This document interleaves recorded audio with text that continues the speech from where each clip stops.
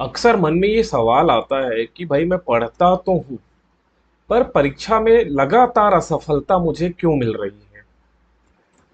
और हम अपने आप से ये सवाल करते हैं हमेशा कि मैं फेल क्यों हो रहा हूँ, भाई कहाँ कमी है। आज मैं उन्हीं सारे पॉइंट्स पे बात करूंगा। चलिए स्टार्ट करते हैं आज का हमारा सेशन। अक्सर आप एग्जाम देते हैं, एग्जाम देने के बाद एक ही क्वेश्चन मन में आता है रिजल्ट के बाद कि इस बार मेरा क्यों नहीं निकला, मेरे मार्क्स कम क्यों आए, मेरा मार्क्स क्यों 35 40 50 में जाके रुक जा रहा है, क्यों मैं कट ऑफ मार्क्स क्रॉस नहीं कर पा रहा हूं। ये अक्सर मन में क्वेश्चन रहता है और इसका आंसर आपको नहीं मिल पाता है। देखिए मैं 5 चीजें बात करूंगा, 5 चीजों को आप एनालिसिस एनालिसिस करिएगा कि कहां पर कमी रह रही है, किस पॉइंट में आप जाके फेल हो रहे हैं। तो चलिए स्टार्ट करते हैं। पहला है समय। हमको लगता है कि मैं पढ़ तो सफिशियंट रहा हूं, पर्याप्त मात्रा में मैं पढ़ाई कर रहा हूं अपना। तो चलिए मैं इसी में बात करता हूं। अब आप देखिएगा कि आप पर्याप्त पढ़ रहे हैं कि नहीं। किसी भी कंपटीशन एग्जाम को क्रैक करने के लिए प्रेजेंट कंपटीशन के हिसाब से मिनिमम 8 घंटे आपको पढ़ना है। मिनिमम आप 10 घंटे पढ़े तो ज्यादा बढ़िया है, लेकिन कम से कम 8 घंटे पढ़ना है। अब आपका आंसर होगा मैं पढ़ता तो हूं, मैं लाइब्रेरी चले जाता हूं या मैं घर में ही 8 घंटे बैठ के पढ़ रहा हूं। पर अब मैं आपको जो बताने वाला हूं उसके बाद आप मुझे कमेंट करके बताइएगा, क्या आप एक्चुअली 8 घंटे पढ़ रहे हैं। जैसे मैं एक एग्जांपल लेके बता रहा हूं। सपोज कोई पर्सन है, वो लाइब्रेरी जाता है मॉर्निंग में 7 बजे। ओके, 7 बजे वो लाइब्रेरी चले जाता है और 7 से लेकर 8 9 10 11 12 1 2 3, वो 3 बजे तक सपोज लाइब्रेरी में पढ़ रहा है। मान लो ये हो गए 8 घंटे। वो 8 घंटे लाइब्रेरी में, 8 घंटे इस हिसाब से 8 घंटे हो गए, उसके अनुसार 8 घंटे हो गए क्योंकि मैं 7 से 3 बजे की सीटिंग ले रहा हूं। अब इस 7 से 3 बजे के टाइम, 3 बजे तक आपकी प्रोडक्टिव टाइम कितनी है। ये तो आपने टाइम डिसाइड कर लिया कि ये मेरी सीटिंग टाइम है। सीटिंग टाइम अलग होता है एंड प्रोडक्टिव टाइम अलग होता है। तो प्रोडक्टिव टाइम का मतलब क्या हो जाएगा, इस 7 से 3 बजे के बीच में आपने कितने बार पानी पीने के लिए उठे, कितने बार आप पानी पीने गए। और पानी पीने जाने में मतलब लाइब्रेरी से बाहर निकलकर वाटर टैंक या जो वाटर फिल्टर है वहां तक जाने में और वहां पानी पीने में रिटर्न आने में कितना समय लग रहा है। आप लाइब्रेरी से बाहर निकलते हैं तो कम से कम 2 3 लोगों से मिलना होता है और जनरली बात हो जाता है, 10 15 मिनट उसमें वेस्ट हो जाता है। अगर आप लाइब्रेरी में भी नहीं है, घर में बैठ के पढ़ रहे हैं, सेल्फ स्टडी कर रहे हैं घर में बैठ के, तो घर में बैठ के भी अगर अपने कमरे से बाहर निकल के किचन तक गए और किचन में जाने के बाद आपने पानी पिया, फिर वहां से तुरंत रिटर्न आ गए कि अपने फैमिली मेंबर के साथ 10 मिनट 15 मिनट 20 मिनट बात किया। ये आप नोट करिएगा, ठीक है। ये पेन पेपर ले लीजिए और नोट करते चलिए, तो आपका प्रोडक्टिव टाइम निकल आएगा कि आपने कितना प्रोडक्टिव पढ़ाई करी। ये तो हो गई सीटिंग टाइम, आपने 7 से 3 आपका जो भी आपका सीटिंग टाइम है। ये यहाँ पर मैं एक एग्जाम्पल की तौर पे बात कर रहा हूँ। सीटिंग टाइम हो सकता है अलग अलग, वो हो सकता है आप इंटरवल में पढ़ते हो, मॉर्निंग में 4 घंटे, फिर दोपहर में 2 घंटे, शाम को 3 घंटे। ये इंटरवल में आप पढ़ते होंगे, ठीक है। मैं एक एग्जाम्पल के तौर पे बता रहा हूँ, आप पानी कितने बार पीने गए। नॉर्मली अगर हम लाइब्रेरी में बैठ रहे हैं तो लाइब्रेरी से पानी पीने कितने बार गए और एवरेज आप कितने टाइम बाहर रहे, वो टाइम काउंट करिएगा। फिर उसके बाद होता क्या है, जब हम पढ़ने बैठते हैं तो तरह तरह के थॉट आते हैं। ओके, तो उस थॉट में आपका कितना टाइम वेस्ट हुआ। जैसे मैं पढ़ने बैठा तो मुझे अचानक से याद आ गया कि उसकी शादी में जानी है या कुछ सामान लेना है या बिग बिलियन डे आ रहा है तो उसमें क्या लूं। ये दिमाग में आया, थॉट आया। थॉट लगातार आएगा, ठीक है। हमारे ब्रेन में थॉट लगातार आता है, इसका कोई सॉल्यूशन नहीं है, ये आता है, ठीक है। अचानक से आता है और 5 10 15 मिनट आपका बर्बाद हो जाता है। फिर लाइब्रेरी वाले बार बार उठ के चाय पीने के लिए निकलते हैं, चाय कॉफी ये पीने के लिए अधिकतर निकलते हैं।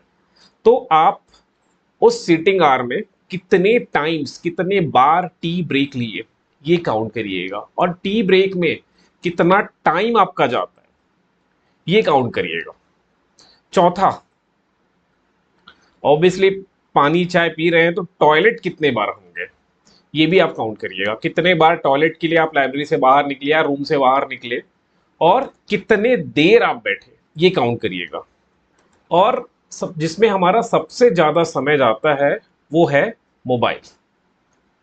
आप अपने सीटिंग टाइम में कितने बार मोबाइल यूज करते हो और कितने घंटे, तो ये कितने घंटे आपने मोबाइल यूज किया, तो ये आपको अपने मोबाइल में आप चेक करिएगा। ऑप्शन होता है सेटिंग में जाके, डिजिटल वेलबींग, यहाँ पर आपको मिल जाएगा आपने कितने देर मोबाइल यूज किया, आपका स्क्रीन टाइम क्या है, ये आपको पता चल जाएगा।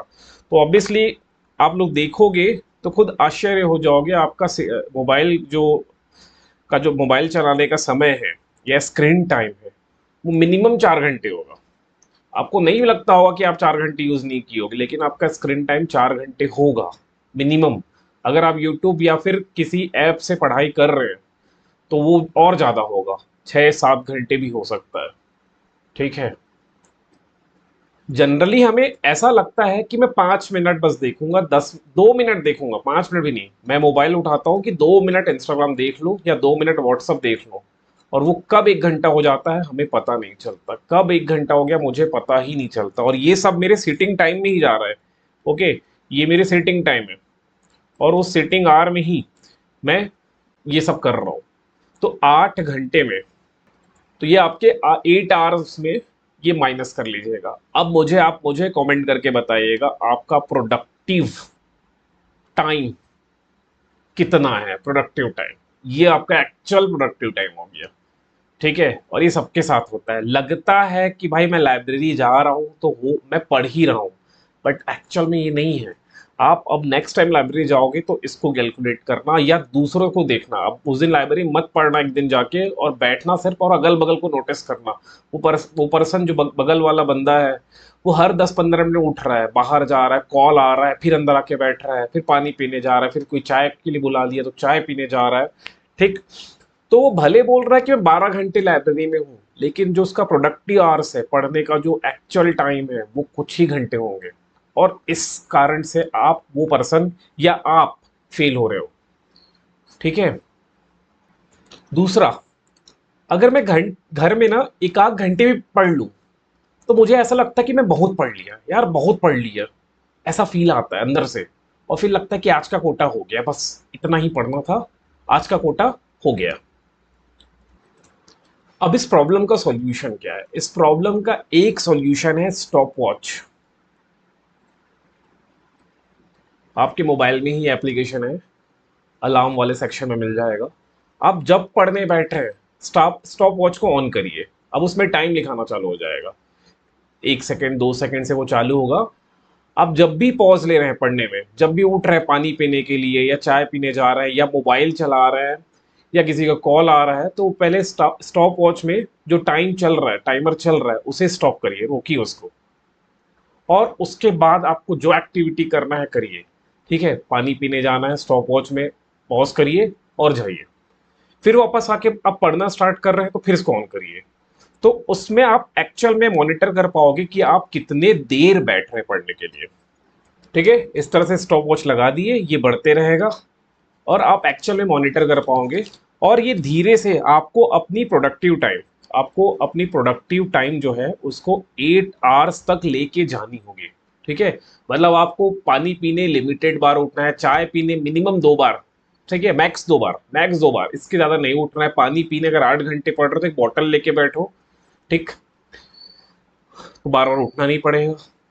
मोबाइल को साइलेंट कर दो, जितने सोशल मीडिया सबको डिलीट कर दो, तो आपका प्रोडक्टिव टाइम बढ़ जाएगा।